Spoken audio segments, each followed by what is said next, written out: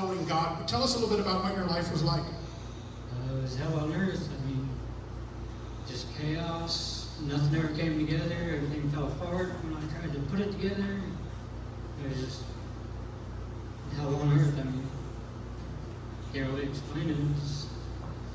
And so Josh is very, if you don't know Josh, super, super nice guy. For those of you who know him, you know what I'm talking about? Yes, Josh is one of the nicest guys, one of the most helpful guys, and he's one of the smartest guys I've ever met. Can I share something about that, how smart he is? Let me just tell you something. Josh has not been to school one day in his life. Not kindergarten, not anywhere, at any time. And I'm telling you, he can rebuild an engine, he can build a building, he can do 100 things that I could never even think about doing. And I go to him and ask advice, and I ask for help, and I say, hey man, how do I do this? What would you do? I'm just telling you, God compensates and God helps in areas where we may not have what we need. God gives us plenty. And God makes up for that, and God gives spiritual gifts so that when he calls us, we can do his will. So just a few months ago, do you remember how long ago it's been since you were baptized? Almost 3 months now. So Josh got hooked up with Repentant Motorcycle Ministries. Can I hear a little noise from RMM? You guys are here. So, Josh is your cousin, nephew. I keep getting that confused. And tell us who he is and why you're connected that way. My nephew's president of the Repentant Motorcycle Ministries. I got hooked up with him a while back. I went on a couple of rides with him. I just wasn't ready to commit. And then I went to California for treatment. And on the bus ride back, every time I'd open up my messenger on my phone, he was the first one on there. And finally I messaged him and told him I needed some support from some guys. And my phone started blowing up, and I had a pit stop, and everybody was just coming together. And as I got on the bus having intention of going back to what I was doing because it worked, but those guys have brought me a long way.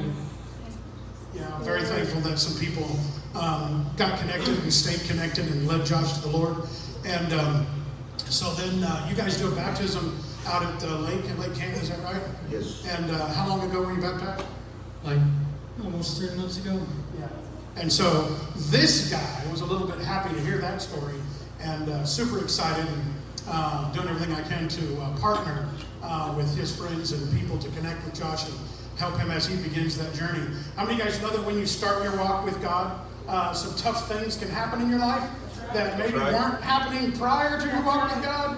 Well, it wasn't but, a month into this deal, 2 months into this deal, Josh is riding 80 miles an hour on his motorcycle down the highway, and I had a pothole that flattened my front tire and put me about 20 feet of cable barrier. I never laid the bike over. My foot was facing the wrong way. I had to get it turned back around so I could stop the bike.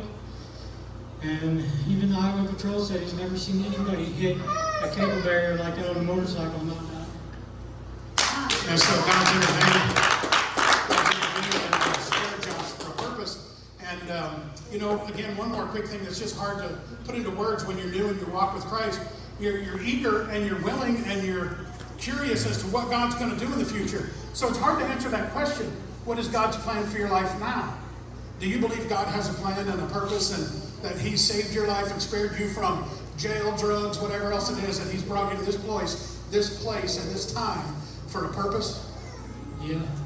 And even before I followed him, there's 2 or 3 times I should have been dead, and even not following him and not speaking his name, he still saved me for a reason. Yeah, give it up for Josh.